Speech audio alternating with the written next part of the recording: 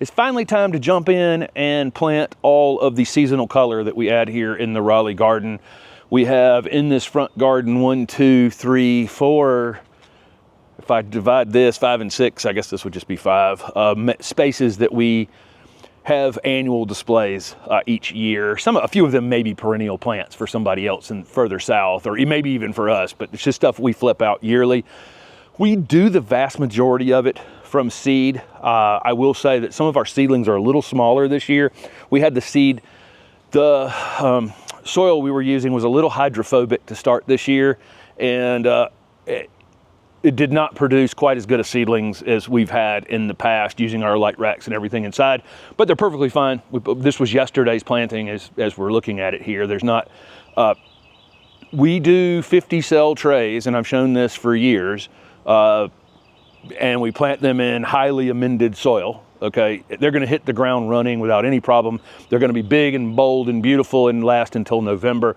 We don't do a heck of a lot of pushing them, but we like to show things on this channel that you can do from seed at home, and so that will hopefully save you some money. Because when we're doing basically 16 trays. I think with our vegetables and everything, it's about 16 trays. I think we purchased 4 trays of annuals and started 12. I think that's the math. Of the 4 trays that we've bought, we could have done those as well from seed. It just didn't. We had a lot going on over this seeding season, we'll call it.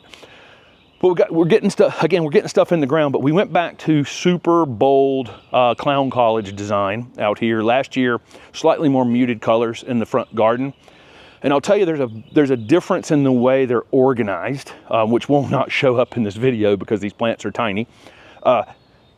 When we do the clown college design and they're bold colors, when they're oranges and burgundies and very, very, very bold colors, oranges and yellows and that kind of thing, we group them together like a quilt. So there might be 4 or 5 of each of them, in a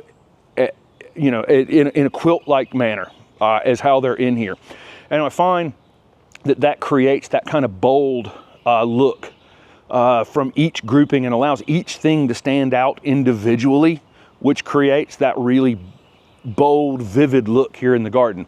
Last year, we did a more muted color palette out here, and we mixed them more equally. One of each, one of each, one of each, one of each, one of each.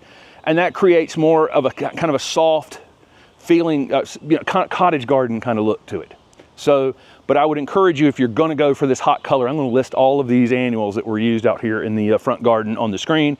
If you're using this combination, I would, if you're buying them in 4-packs or 6-packs, hopefully you can find them in 4 or 6-packs. It's gotten harder and harder and harder not to find annuals that are in, $9 cups. But if you can find them in 4s and 6-packs and that kind of thing, take the whole 4-pack or 6-pack and put it together.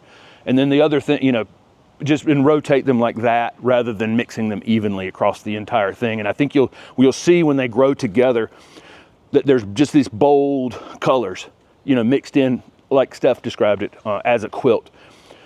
We still have the vegetable garden to put in back there, but it has been amended already. We've got some shade annuals we're going to be putting in. You'll see that in a video. A lot of our annual spaces are dedicated annual spaces. So this space has been amended over and over and over again. And if I take a shovel out here right now, I could sink it in the ground 12 inches down here. Okay, this thing's just ready and receptive to planting these things every year because we've amended it so much. We do have areas along our back path where we onesie an annual here or there. And you'll see that in upcoming videos that we'll treat each of those annuals individually, as we're planting them in the ground. But for this, we just coat it in compost and stick them in the ground. We don't do as much fertilizing as you're gonna see potentially other people doing. We fertilized the entire garden with plant tone a few weeks ago. We'll likely come in here in the next. I like for them to settle in. I'm not going to go, I'll plant them in the ground and then start hammering them with synthetic fertilizer immediately. I want to get them a minute to establish themselves. And then if we decide they're on the slow side, we kind of do this by observation. I mean, our vegetable garden, I don't think we've refertilized it but once in 4 years that we've been here, and it's almost eaten the house every year because it's so highly amended over there that it just hasn't required anything. So I'm basically doing it by monitoring it. Last year, we went through a period of time that was about 6 weeks with no rain right after we put our annuals in the ground. And it was probably May 1st to late June.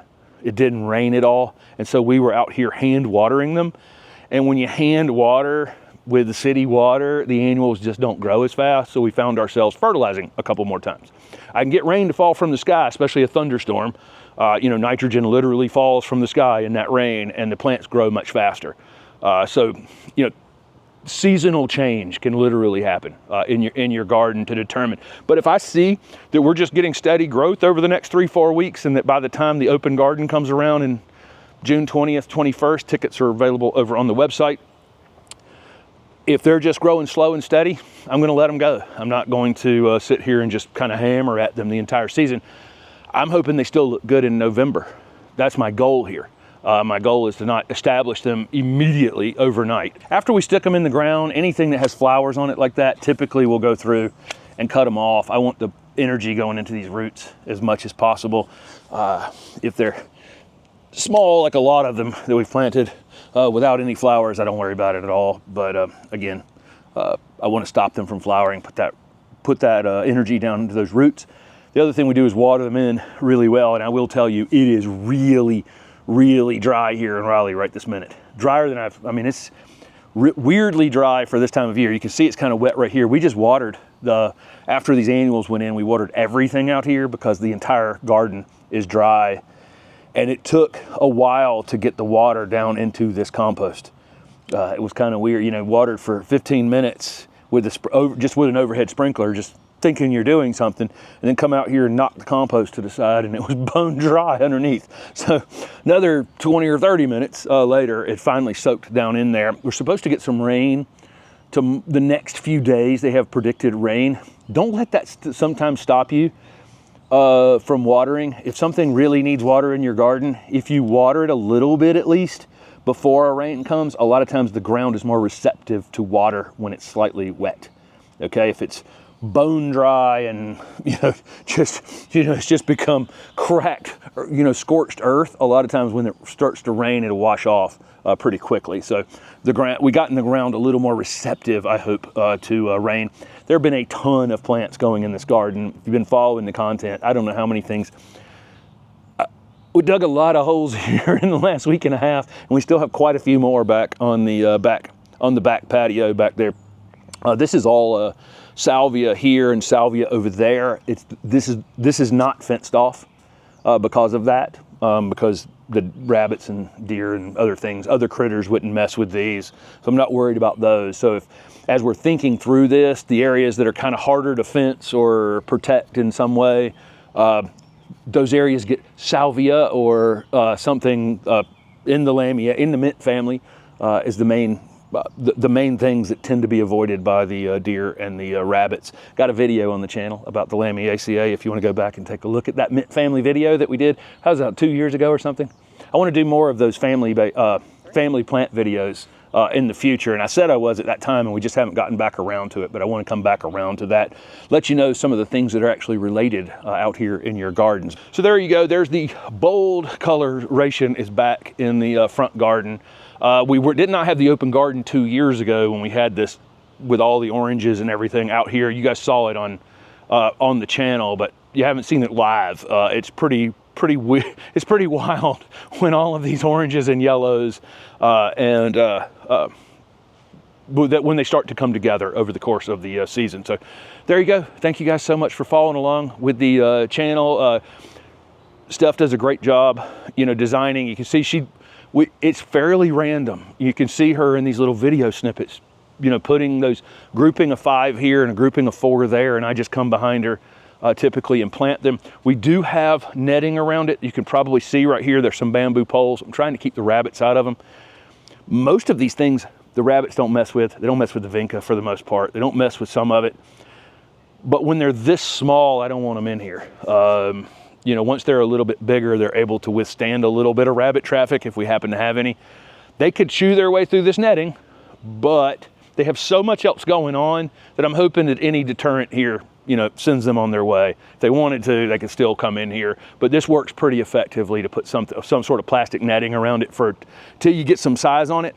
Not that kind of size, but double this size. And then I can take this netting down in maybe 2 weeks or something like that. It's fairly easy to put up, inexpensive. It's a 7-foot tall net. It's doubled over, so it's 3.5 feet, and it's on some bamboo poles. So it's all fairly inexpensive and reusable in the future. We just roll it up and reuse it again next year.